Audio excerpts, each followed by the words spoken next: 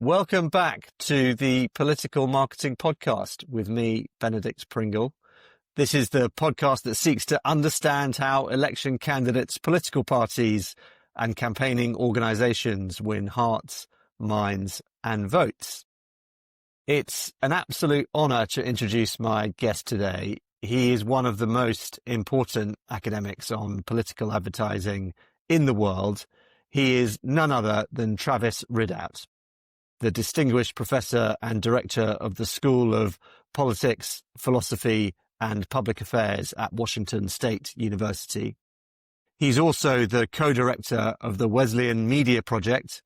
This organization tracks and analyzes all broadcast advertisements aired or by or on behalf of federal and state election candidates in every medium. And his research on political advertising has been published in all of the most prestigious political science journals. His book, Political Advertising in the United States, which is a collaboration with some other authors, is an essential read for anyone who's interested in the field of political advertising. It's a brilliant primer, and yet I find myself referring back to it all the time. So it really is a book that is worth reading if you're interested in this stuff. Travis is also a former Fulbright scholar and chair of the political communications section of the American Political Science Association. It's fantastic to have him here with us today. Welcome, Travis. Well, thank you very much. So I want to start with a question that I get asked pretty much every time I ever do anything about political advertising in the media. And it's, why are all election ads so negative? You've done a lot of research on the topic, and I'd love to dig into it with you. So firstly, on this topic of negative advertising, you have three ways of categorizing an ad. Could you tell us about those three ways? Absolutely. So there's the positive ad or purely promotional ad. It's all about the favored candidate. There's on the other side the negative ad, which is all about the targeted candidate, sometimes called attack ads. And then there's kind of the blending of the two, which we call a contrast ad or a comparative ad, that's really both about the favored candidate and the targeted candidate. So I'm going to lower your taxes. My opponent is going to raise your taxes. That's the contrast ad. Yeah. Very nice. That brings a whole load of ads to mind immediately, doesn't it? And citizens and journalists sort of always seem to claim that advertising has got more negative. Is that the case? To some extent, in the U.S., we have some hard numbers on this going back to, say, the mid-1990s, and we found an increase throughout the 1990s and the first decade of the 2000s. Negativity kind of plateaued around 2010 in Senate and House races, and we've seen that high level of negativity ever since. This last presidential race in the U.S., however, was indeed the most negative ever. In fact, it was, I think, fewer than 1% of Donald Trump's ads or ads favoring Trump were actually positive ads. The rest were purely negative or contrast. Gosh, that is staggering. And it must be effective then. Why is negative advertising so effective? Why is it effective? A few different reasons. One, it causes people to pay attention. And even though a lot of people say we don't like those negative ads, it can make them angry, which can inspire political action. Negative advertising in the right circumstances can also be demobilizing. So let's say you've already decided, I'm going to vote for Donald Trump. You see a bunch of negative ads, it makes you less enthusiastic about voting for Donald Trump or voting at all. It's not going to make you say, well, I'm going to vote for Harris now. It's just going to make you say, I think I'll sit out this election. That's fascinating. And I've read that and maybe this is because of the emotional response that you get from negative ads, that we tend to remember them better. And also that because most people sort of can believe something negative about a politician, they're more likely to believe them. I don't know if you've ever seen any evidence of that. Well, I mean, ads are packaged in very clever ways. They appeal to your emotions. That a politician is corrupt, yeah, that's believable. And so, and we have 60, 70 years of experience in designing these ads in a way to appeal to the voter. And so in many ways, they can be effective, though we don't want to go too far in making that case. Because, I mean, I love political advertising, and I'm sure lots of people listening feel the same. And I really don't have an aversion to negative ads. And I sort of have this hunch that, deep down, people actually quite like them. They feel like they should say they don't like them. But they do. It's like reading tabloids. The people like reading about other people's dirty laundry. And we never like to say that, but really we do. I just wondered if you have done research on, do people really not like negative ads, or is it the case they've got they say they don't, but really they do? I think there's a lot of truth in what you're saying, because when we ask the question differently, say, is it fair for a candidate to point out differences between themselves and an opponent? Most people say, yeah, that's perfectly legitimate. That's fair. And so maybe it's just that phrase, attack ads or negative advertising. As a good citizen, I'm not supposed to like that. But at the end of the day, I may actually find that useful. And if it's attacking the other guy, that could be fun too. Yeah. And let's go a bit further on that, because you and I repeat this to lots of people. So you argue that negative ads can actually be more informative and more substantive than positive ads. I wonder if you could explain a little about that. Yeah, part of that is just empirically, they're more likely to discuss issues, policy issues, than are the positive ads. The positive ads tend to get pretty boring. They're pretty trite. I represent your values. Here's my family. I want smart kids. Okay, we've seen that all before. Whereas the negative ad, well, there's something new. It makes you pay attention. Here's a reason to vote for this candidate as opposed to the other candidate. And so I'm not saying every negative ad is more effective than every positive ad. And of course, it depends on the timing in the campaign as well. But there are definitely situations in which those negative ads work. And I guess the logic would follow then, if it is a close contest with lots of advertising and lots of negative advertising, the electorate would be more informed than a contest where it's not close, and there's not much election advertising, and perhaps even not much negative advertising. Yeah, and there's good political science evidence to support that. When you've seen more ads, when you've seen more negative ads, we've shown you're more likely to be able to say, okay, this candidate's on the liberal side, this candidate's on the conservative side. Our clarity about those candidates and what they stand for is higher when we've been exposed to a lot of advertising.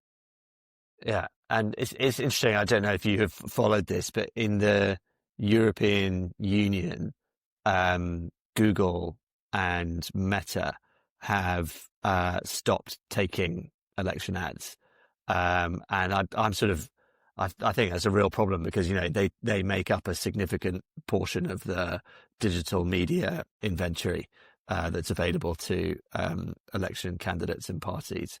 And so you're going to have this situation where potentially, I mean, hopefully, they will find a way to advertise and reach people outside of those platforms. But you could end up in a situation where the European Union ends up on a much lower information electorate, which would be a real shame. Yeah, and we've seen something similar in my state of Washington. Due to some state regulations on transparency, Google and Meta have opted out of state elections, and I've talked to local candidates who are just saddened over this because it makes it much more difficult for them to speak to and reach out to voters. I did not know that had happened in the US as well.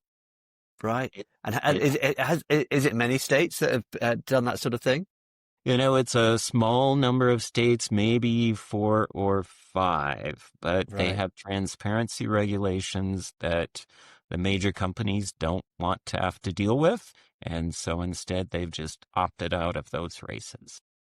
Find that shocking because, or just interesting because in the European Union, one of the things that we've been chatting about is, well, the money's so small, in the grand scheme of it, it doesn't make such a difference. But in the US, the money ain't small. That is true, but Meta was sued by the state of Washington for not abiding by its transparency regulations, and lawyers are expensive as well. Very true.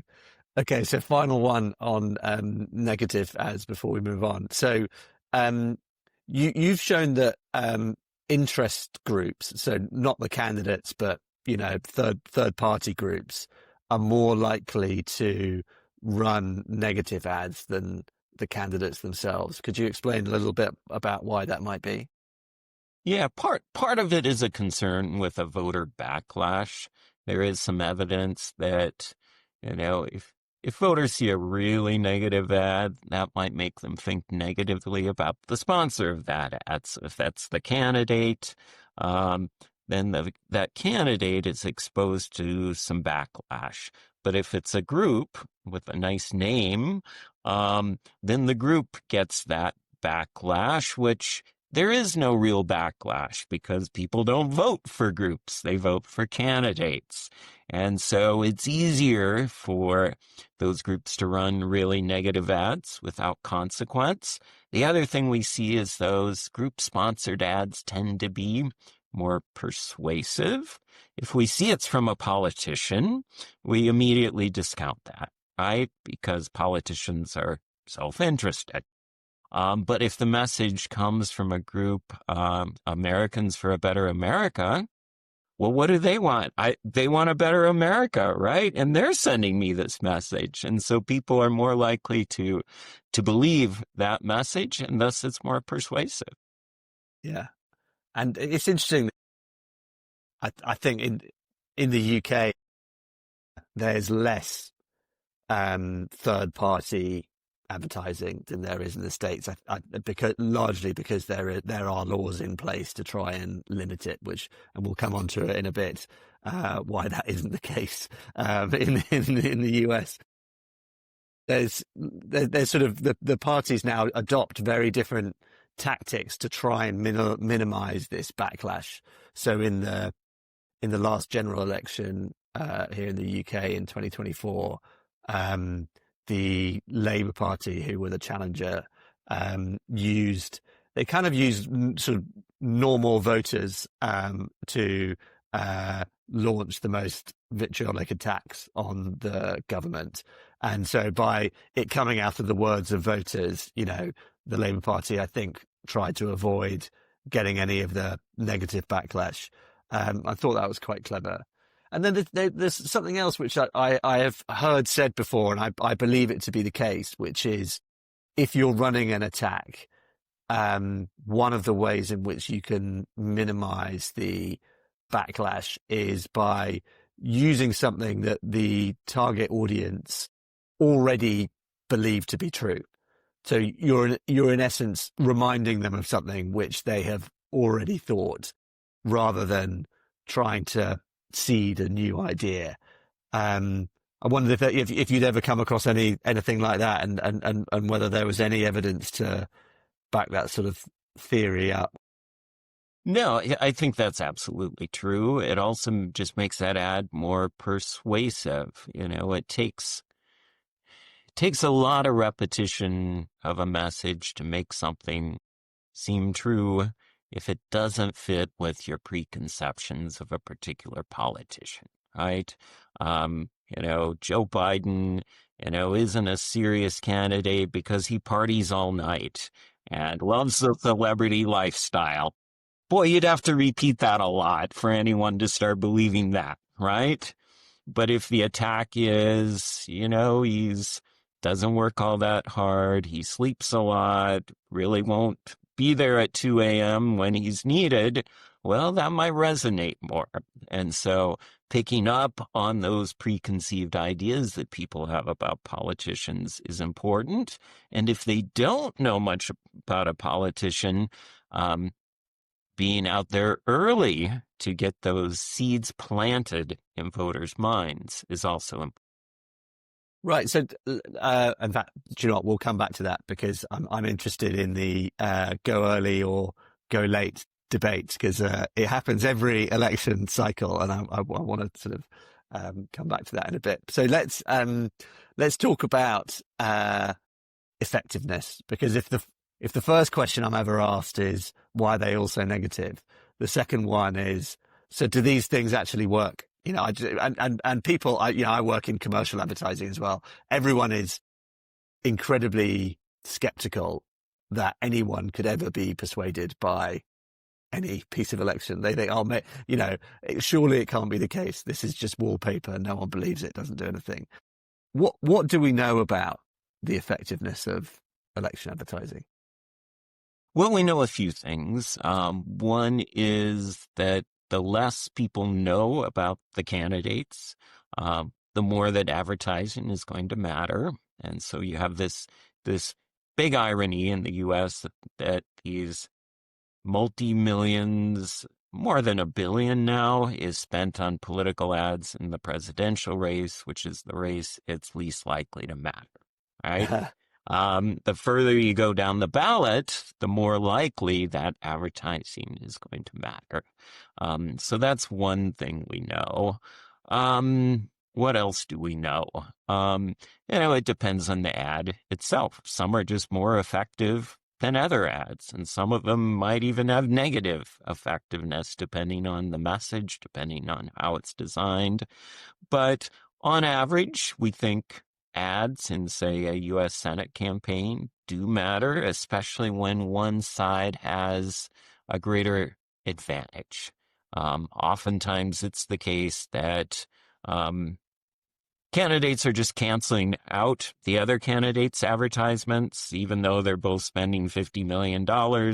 It's kind of to a draw. But when you can find those situations when one candidate is really outspending another, I like to point to the example of Barack Obama. Spent a bunch of on advertising in the state of Indiana in 2008. McCain barely spent in that state. And Barack Obama won this really Republican state in 2008, kind of dominated the airwaves in that state. And so in those rare instances when you find that big imbalance, that's also when advertising can. Just to get into the weeds of it, we don't need to go into too much detail, but how do you study the efficacy of election ads? Well, it used to be easier because most election advertising in the U.S. was on broadcast television. And so 2008, for instance, I'm guessing 90% of the ad spending was on broadcast television. And so we have access to data from commercial companies who track that broadcast advertising. So we can match that up with survey data from individuals who live in those media markets. We can include questions on those surveys about how much TV they're exposed to and get a pretty good measure of what messages and the intensity of the messages that people were exposed to from each of those candidates, and then match it up with their survey data and they voted for, or their evaluations of the candidates. And so that was really useful for some time. Nowadays, the media environment is so fragmented, right? Broadcast is maybe around 50%, but there's also local cable. Streaming and connected TV are maybe up to 15, 20%. And then there's the digital and social media advertising, and we just don't have comparable exposure measures like we did for broadcast television. And so there's really no easy way to do it nowadays. So maybe that's really interesting. And presumably there is, I mean, well, we know there is, you can do pre-testing and sort of see if people's, response to ads changed after, like response to issues changed after seeing ads, or response to candidates changed after seeing ads. But there really is no, there is no better way than actual knowing for sure what they have seen and then how they voted. And so we can't do that anymore. That's really interesting. And I guess, even if you're looking at total media spend, you still, and you can go, let's you look at a particular state. So you look at Georgia, let's say, and you go, well, we know they've spent this much money on TV, this much money on Meta, this much on YouTube. You still can't be sure whether individual voters have seen it, because even if they're saying, yeah, I use social media 3 hours a day, there's no way of guaranteeing that they would have seen those ads, whether you could have been much more sure of it with broadcast TV. That's right. And even someone who's living in a very competitive battleground state like Georgia, that person may be exposed to tons and tons and tons of advertising, but another person whose media mix is different may have been exposed to very little. We can also, do some like county level models, but getting data on like digital spending, we can get that at the state level, but not at the county level. And so it's just really, really difficult to nail that down definitively these days. There's a sort of adage that gets shared around, which is that election advertising only really matters at the margins. If it's a super tight race, it might get you 1 or 2% or something like that. If you have a slight advantage in terms of either creative or media exposure, do you subscribe to that? I think that's mostly true, but I can also think of some examples where advertising could really have a much bigger impact. Give me $1 billion in a primary race, even for president, that can matter. It can make people who've never heard of you before know who you are and what you stand for. Now, the real world examples of this, Michael Bloomberg didn't win a Democratic nomination, but it, I'm certain, got him more than a percentage point or two by spending all that money, right? Yeah. Now, give me $100,000 for a city council race, that money's really going to matter, right? Because not that many voters there. We probably don't know too much about those candidates. And so that's where the money can really matter a lot. Let's dwell on the Bloomberg candidacy for a moment, because so for listeners' sort of memories, it's 2020. There was a Democrat primary for president. The race was wide open, huge number of candidates, and Michael Bloomberg enters the race and spends millions and millions and millions of dollars and falls short. I think he only wins. Does he win one primary race, which was a very small one on an island somewhere or something like that? And so lots of people sort of laughed and said, you can spend all that money, but you can't, that doesn't mean you can win a single state. But I think the truth of the lesson is he entered the race super late, and had almost nothing going for him except for his amazing advertising muscle. And he won decent shares of the vote in some very competitive states. That's right. And if Michael Bloomberg had something else to offer other than a boring persona, then maybe he would have had more success too. It goes to show, if you have enough money, you really can even. And so Trump was outspent in election advertising in 2016, 2020, and 2024. Yeah, he won twice, very nearly won in 2020. In almost any other year, he'd have won in 2020 because he got a crazy high number of people voting for him. So some people would go, okay, so this guy, he's been outspent 3 times. Maybe election advertising is getting less effective because with someone like Trump, he's sort of hacked the earned media machine, and compared to that, spending a load of money on election advertising, it's just pales in insignificance. Is there? I guess there's 2 things in that. Let's start with: is there any evidence that election advertising in general is getting less effective?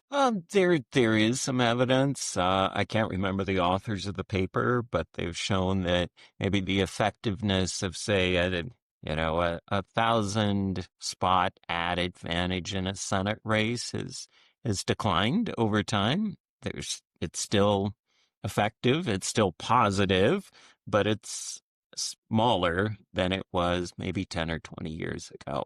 I think the other thing, yes, Trump was outspent on advertising in 2024, but it was really close on broadcast television. All those battleground states, it was almost even. Harris and Trump ads canceling each other out. Trump was outspent on digital and social media in 2024, but a lot of that Harris advertising was advertising to Californians to please send some money my way. Right. It wasn't designed to persuade. And so I describe 2024 as a fairly evenly balanced playing field. That's interesting. And is there any evidence of when you have for sure, earned media is worth. Well, this is an interesting question. Am I right in saying that earned media is worth a hell of a lot more than paid media? Yes, because any effect you have isn't going to cost you anything, right? And so I think there's some good studies of the 2016 presidential primary on the Republican side and just how much more earned media that Donald Trump got compared to the other candidates. And he really was able to spin that into the party's nomination. And so and advertising can be very useful in creating earned media, right? So if you do an ad that's controversial enough or interesting enough or has a certain character in it or whatever it might be, the media are going to write about it. Why is advertising or election advertising so well positioned to generate earned media? I think part of it is a lot of reporters nowadays are on a 24-hour news cycle where they have to crank out content constantly, and the release of a new political ad is news, right? That's a story I can write quickly. It contains conflict because one candidate is attacking another candidate. There may be some visuals to go along with that, 30 seconds, 15 seconds. And so it makes for a quick and easy news story that has conflict, which is the sort of thing that draws eyeballs. And of course, we're metrics driven now in the news media, and that's what we want. We want eyeballs.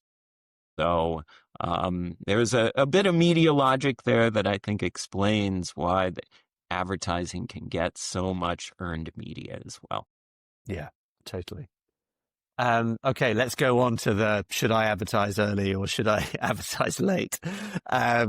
So in the UK and I think this happens in every presidential cycle as well.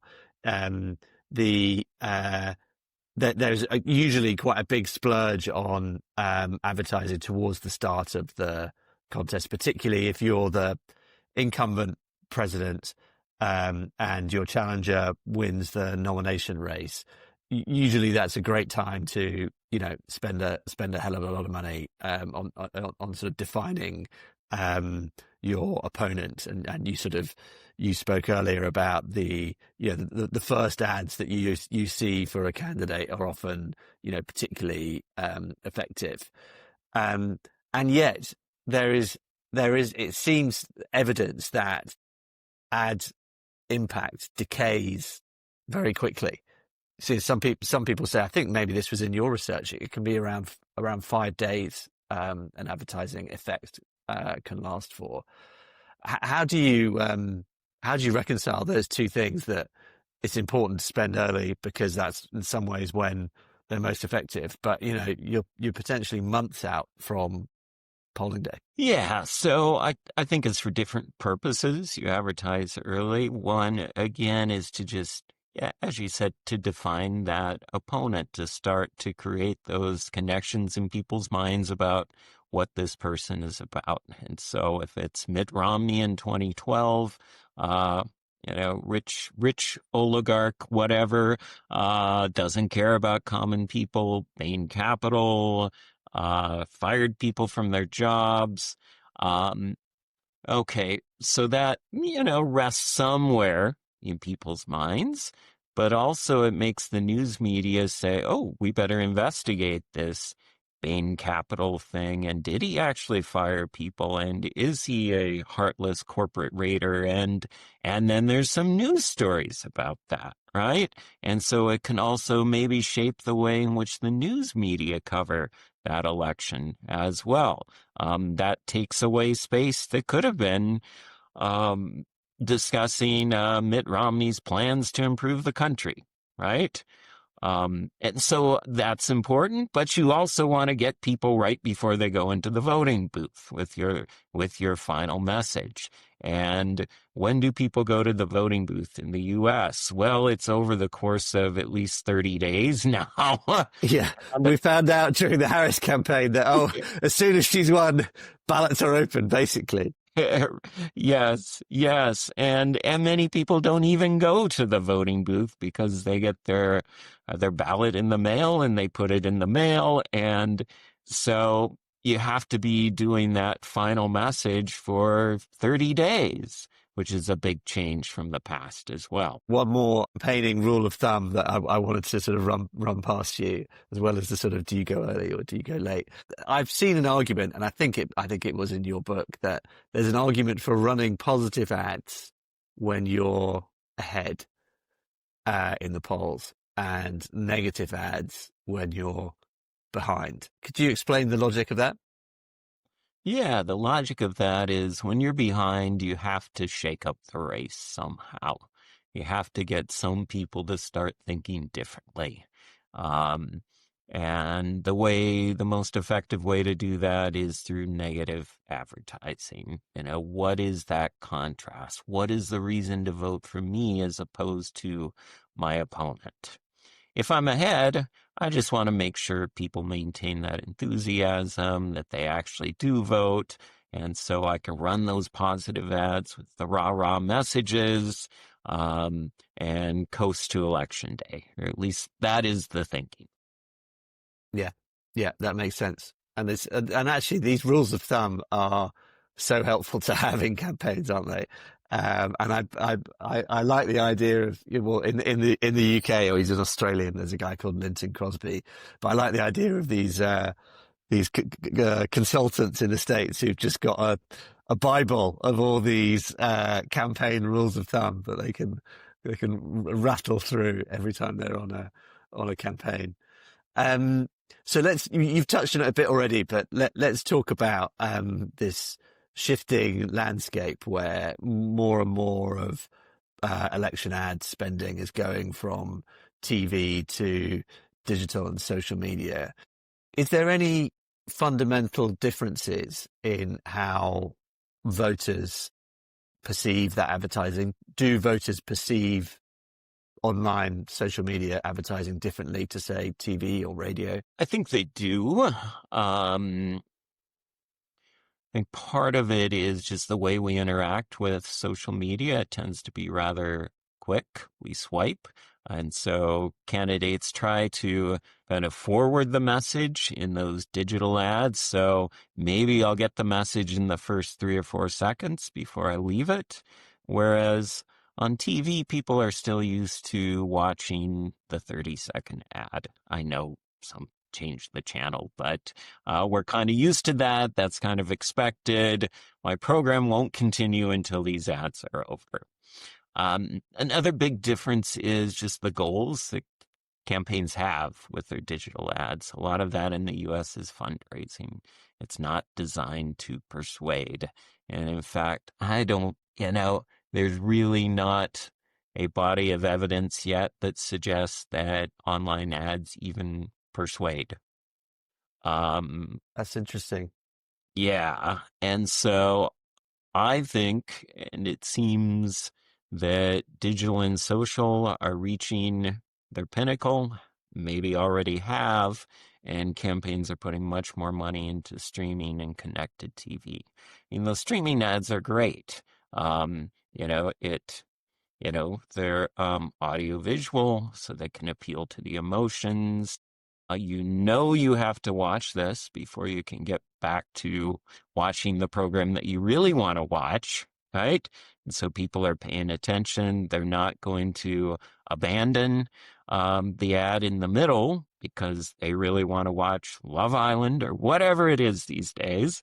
And so we see a lot more money going into streaming and CTV. Money that maybe in the past would have gone to Meta or Google. So you get all the benefits of TV in terms of immersion and, people can't skip it.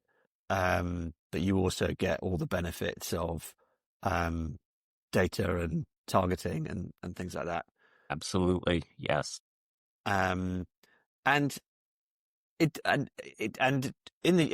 thinking about in the UK or in probably in Europe too, like the connected TV landscape, because lots of the big players like Amazon Prime and I think even Netflix now don't take political ads. Getting the scale is really hard. Is that the case in the US? Like, how easy is it if you wanted to, everyone's on Meta or TikTok or YouTube or whatever, so you can scale social media so easily. Can you get the scale on connected TV? Increasingly you can, though, as you mentioned, some of the biggest players are not yet accepting political ads, but there are plenty of companies out there that are, finding blocks on various devices, various platforms in which you can get your ads seen. Now, some of that is kind of premium audiences. Some of it may be less than premium audiences, and so advertisers still worry about that. But there is more inventory now than there has been in the past, and I think campaigns would love to see even more inventory. So if they could talk, Disney into running political ads or Netflix into running political ads, that could be a big market.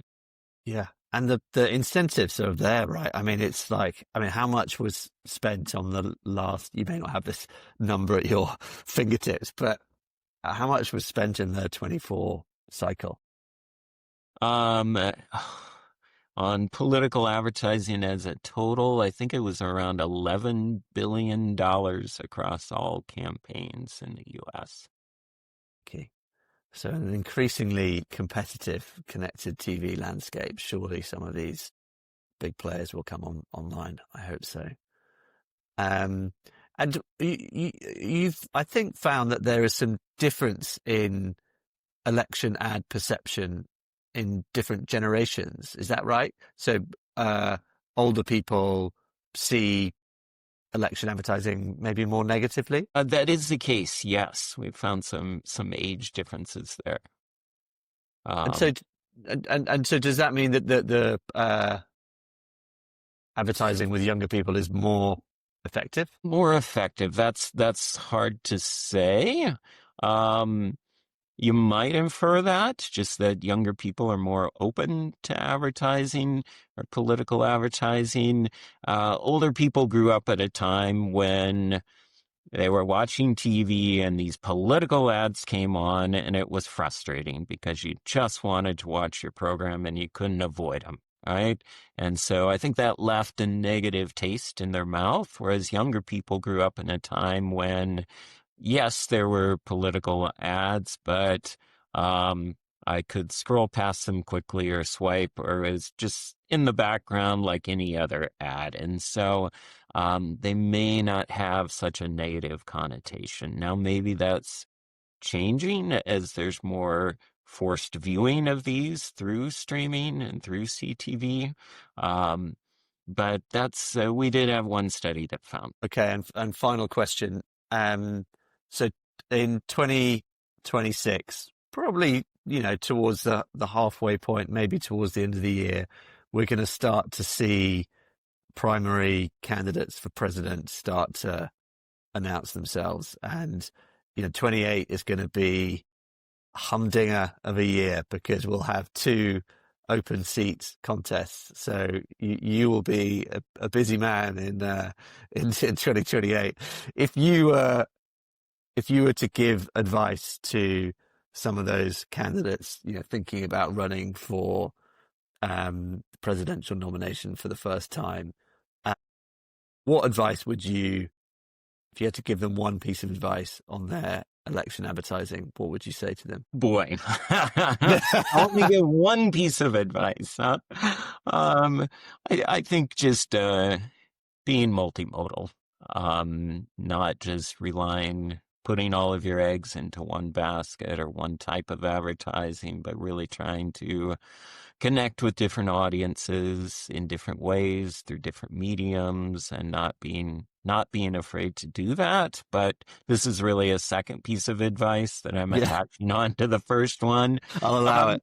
Yeah, but to make sure that there is also some message consistency across those. So I think, the best campaign might be one with a central message that carries through everything, but there's also individualized messages attached onto that, depending upon the medium and depending on the targeted audience.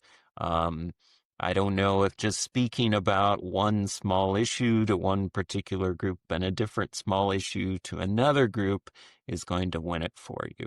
So that's my advice, but I've given bad advice in the past. So well, I think that sounds like excellent advice. Travis, thanks so much for your time. It's been a really fascinating conversation. As you can probably tell, I've absolutely loved it. So thanks so much for coming on. Yeah, thank you. It's been a pleasure to chat.